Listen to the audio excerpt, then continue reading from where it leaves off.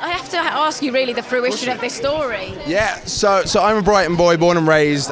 This was kind of the Brighton I grew up in. I'd seen performers like Jackie and Faith growing up in that city. And it all came out of a drunken night out in Brighton. I was in an amazing drag bar watching this incredible drag queen perform.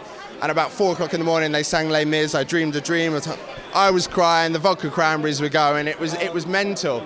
But there was a real connection with me and this drag queen. And at the end of the night, 4 o'clock in the morning, she was packing up her keyboard, and I wanted to know more. I wanted to know, where are you going? Who are you? I was fascinated. And that's where the opening of the movie came from. And then the rest was just in my head. And it was just experiences that I've had over 32 years of living in, I think, the best city in the world. I mean, we're in London right now, so I probably should say the second best, but I think Brighton's better. But whatever, I hope everyone in London watches the movie, though. So.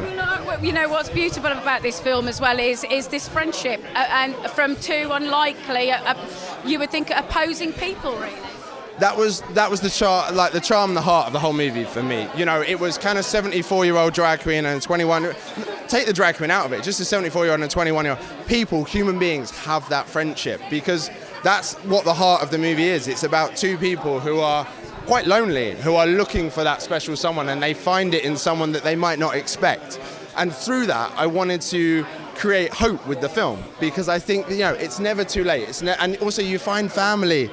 You don't necessarily find family in family, if that makes sense. You can find it at any point in your life, and they find each other, and through that help each other on this journey. And I think that was what the movie was at its heart. It was a story about friendship. Exactly.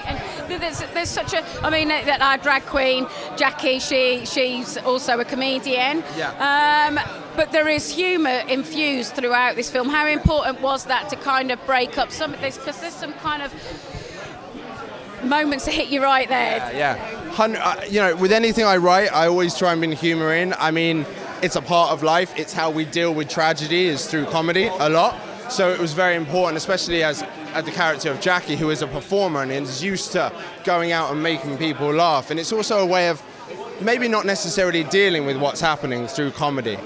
So I felt that it was important, even though the movie deals with, loneliness and death and heartbreak and all of that, but you can still joke with it as well. You can still laugh at it, because if you lose that, if you lose comedy, if you lose the ability to laugh at things, what have you got? Then you've just... So that was such an important part of it. With any film I do, to try and bring that humour into it. Yeah. The interesting thing as well, you did pick up on love and loss, and these are very universal films, so this makes this film very accessible to a wider audience, doesn't it? 100%, yeah, and I think that was important for me as well, as I think even though we're in 2019, there is still people who will look at this movie and go, oh, it's guys in a dress, I'm not going to watch that. And I think I kind of wanted to really try and break down those walls. This is, again, it's a movie about human beings. It's a funny movie. It's a charming movie. It's a movie that people will be able to relate to. Even if you don't think you can, you will be able to relate to this movie at some point, because it is about human beings. And it's just about all these things that we all deal with on a day-to-day basis. So hopefully people go out and watch the movie. That's it from the premiere this evening. Remember to like, subscribe, otherwise you can get tucked.